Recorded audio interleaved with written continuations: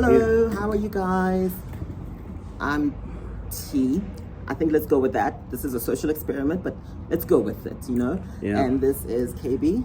My wife calls me Capes. Okay, cool.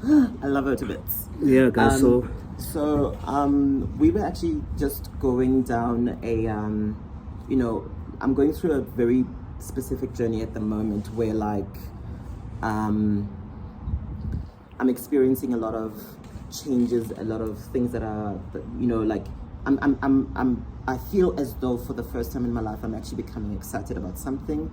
I'm in my 40s now, and it's weird how at every age gap that you reach, you reach a certain point of realization or a certain point of growth. Earlier on, we were talking about realizing how we are pre-programmed to like, how did you say it? You said something about starting. You said how do you start? So there were the three things that you noted, where you said, and the only reason I'm bringing it up is because you said I said the first thing in life I think that I have realized is that we don't have purpose. We do things without purpose, and that's number one. So understanding your purpose first, money would be secondary, or money would be non-existence in your thinking.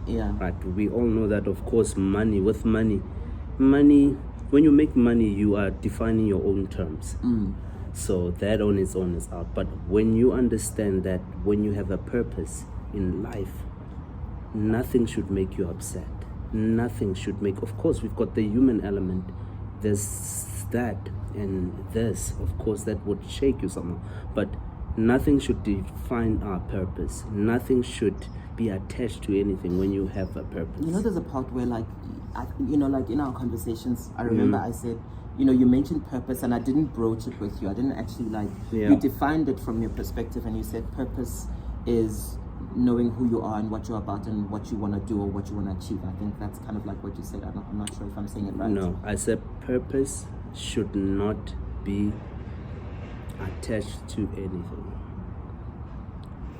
That's very you see, okay, so that's the question I wanted to ask. I don't understand what that definition is. You see, when I was talking about Torah, a person who's gotten to a point of enlightenment where they have an understanding of certain things, a definition of a word from one person to another will differ.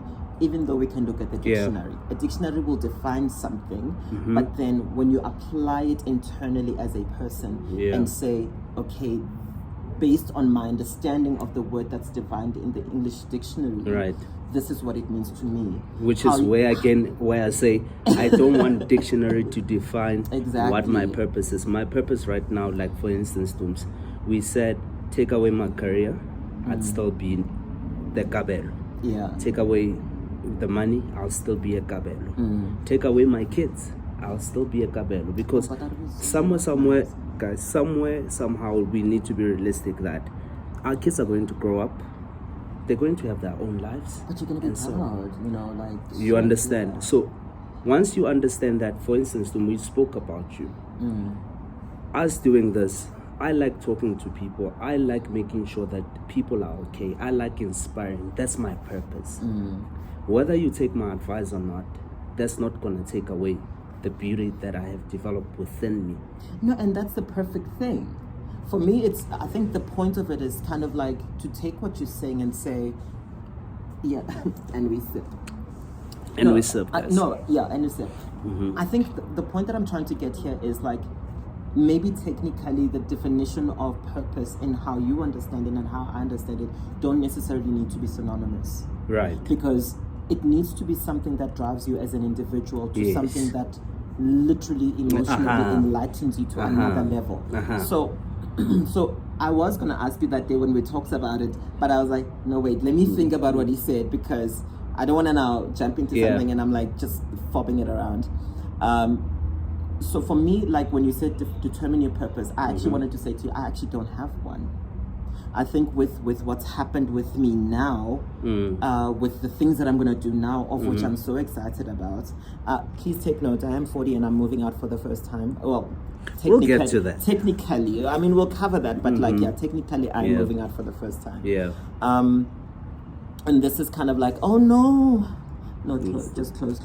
Okay. Yeah. So technically, this is kind of like the first time where I'm going to get an opportunity to kind of like be on my own, do my own thing, and all of that stuff. And now questions are starting to come up where I'm like, oh my God, who are you? Yeah. What are you about? What are you gonna do? Yeah. Where are you going? What do you want to accomplish? What is your passion? What are you passionate about? Yeah. And I'm one of those people that used to be able to say, oh no, I'm passionate about everything. I love music, I love traveling, I love reading, I mean the things I don't like, but I like a lot of things. And now I'm in a position where I'm confronted, not by anybody, but by my own life, to say, now you don't have your mom and dad to take care of. Yeah. You don't have a household to look after. You don't have to cook. You don't have to clean. You don't have to do all these things. Your job is literally to just take care of me. Yeah. And I don't know. And hence I said, like, guys, what I said to him and how I advised to me was that, I said, don't, before you leave that house, understand that there shouldn't be anything pushing you outside that to move actually to a new place. You are going to find yourself, be it that even if when you come back at home, if you come back at home, it should be that you are not defined by anything else, right? I said to him as well. but yeah. Okay, so this is the thing. This is what I go through, by the way, guys. Each and every freaking day. Wait. No, but the thing is, like, this whole thing needs context, though. Yeah. So, like, fine, I'm going through this thing, and I'm not saying that what you're saying is wrong. I'm just saying there's a bit of context that's very difficult to describe. Where I'm like, I'm hearing what you're saying, but I'm noting for a fact, like, I'm not necessarily moving out because I'm being kicked out or whatever. It was purely out of a selfish need for my own mental health and self-preservation.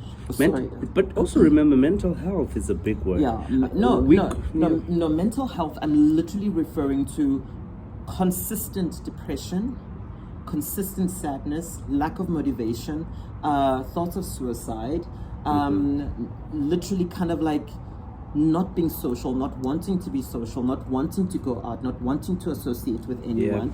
Those are pure and intense signs of depression, intense feelings of self-worth, just constantly being tired, drinking too much, and kind of like being in that state where I'm like, no, I don't want to see anyone, I don't want to talk to anyone, I don't want to be around anyone, I don't want to go anywhere. So can I ask you, for a person, that is not normal. But are you saying that when you have your own place, you're not going to experience sadness, loneliness, whatever you've mentioned right now? No, but it's different. So my situation is this. So like when I'm at work, I'm at work. So I come here, I go to work, and I do work. And I'm busy, I'm up and down, I'm socializing with this one. Okay, we need to do this, we need to capture this, we need to do this letter, we need to da-da-da-da-da. After that day, you're exhausted. Yeah. You want to go home and take off your shoes and be like, and have a choice not to cook. I get home, and the moment I haven't even put down my bags, there's requests, there's demands. There's no hello, how was your day? Mind you, it will come. I'm not saying they don't. Yeah. Just in case I'm watching this and they're going to attack me. But anyway, they do say hello, how are you, whatever. But then it's complaints. Oh my God, this happened. Complaints. Oh, we need to do this, we need to do that, we need to go there, we need to do that, we need to buy this, you need to do groceries. Oh my God, this thing is broken. Okay, no, we need to do the dishes, the floor is dirty. So there's a whole bunch of stuff. So now I'm at work again. I just finished a job. Now I have another one. And then by the time I'm done, it's 10 o'clock.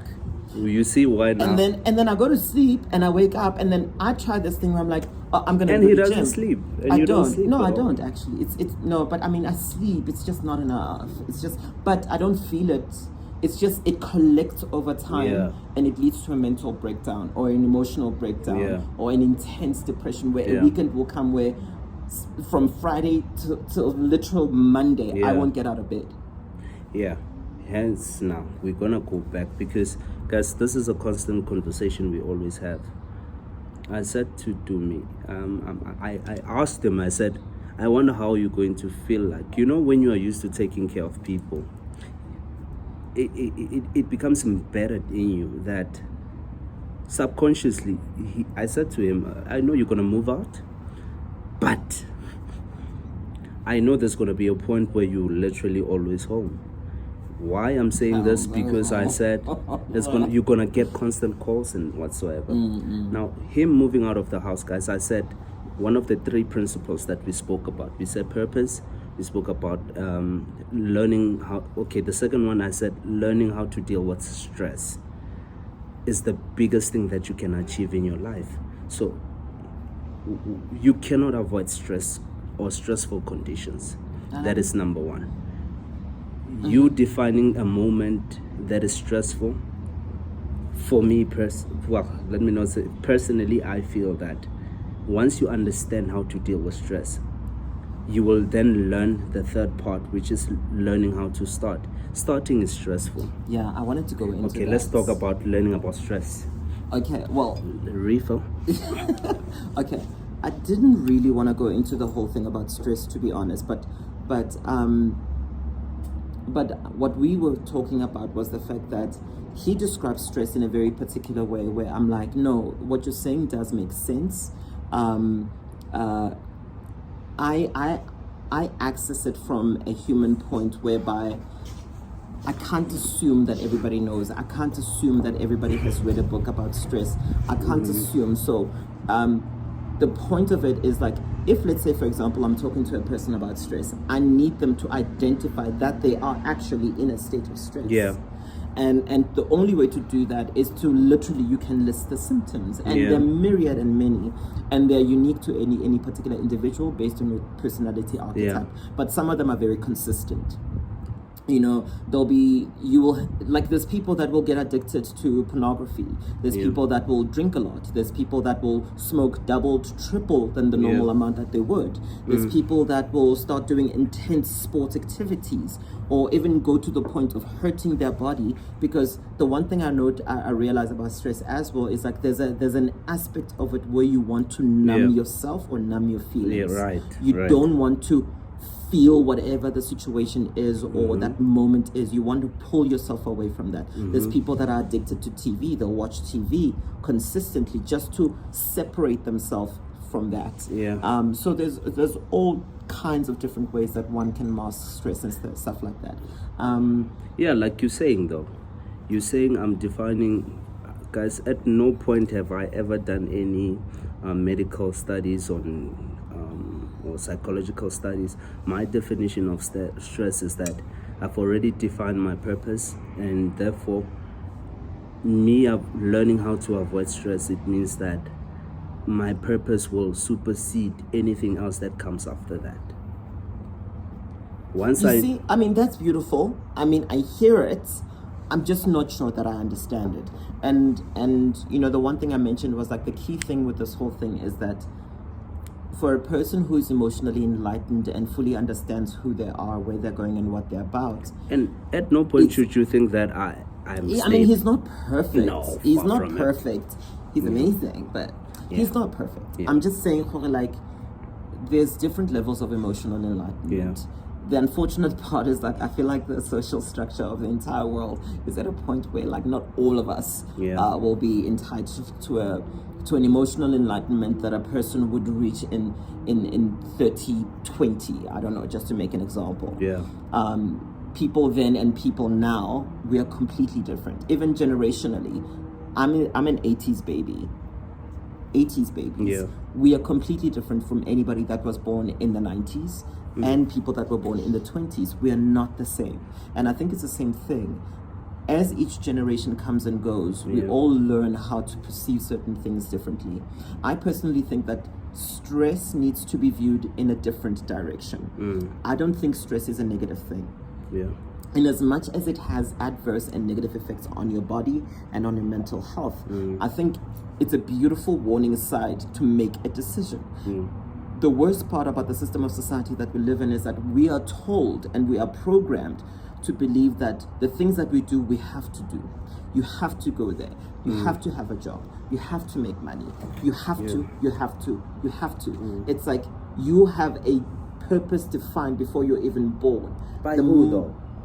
Societal norms, your parents Hence I said, guys, parents exist. but when you then it's like you're born. Remember when we're born. But when you mute that, we are born into a system. Absolutely, and I said, how do you then mute the whole noise from the society? Which is what I was saying to him. I said, when you have a purpose. But I think that's the trick there. The journey is different for everybody. Absolutely. When the silence stops is when you decide that it's enough. I decided when I was now 40. I don't disagree with that. Now, remember the purpose of this is for us to talk, and perhaps somebody might relate to what we are saying. I'm hoping that we can. Somebody said to me... It's just somebody to just chip in and also say, yeah. My partner said this to me. She said, you know, one thing I like about you is that you are so confident that it seems like you are arrogant. So now she sees confidence. She sees confidence. Other people see arrogance. Other people see arrogance. I see purpose. Now, with that comes, you can't tell me anything that I don't believe in. When you tell me that I'm dumb, I don't believe you, and there's something in my system. Not negating away from the fact that... Please take note. Anybody that comes at you and says something negative about you or something that ought to technically be self-deprecating about you, it's not about you. Literally, remember, you just told me now, everything that you say, it's a mirror. So whatever you say is reflected back at you. So whoever says anything negative about you, it's literally a reflection of themselves. Yeah. And I mean, we're talking envy here. Yeah. So it's not really... It's not to say that, you know, I mean, look, words I have, like, before I broach into another topic. We've got 5 minutes left. We've got a 20 minutes podcast. Yeah, so we're going to... And by the way, guys, support our person. We did our nails. I did a buff and shine from Kobo Nails. So support them, guys. Yeah, they are sponsoring our show. I did sculpting. He's still trying to teach me that. With sparkles. The third... So, quick one. I said people must read on. People must... Come in. Okay, we're going to have to go. We're going to pause. Love you. Yeah.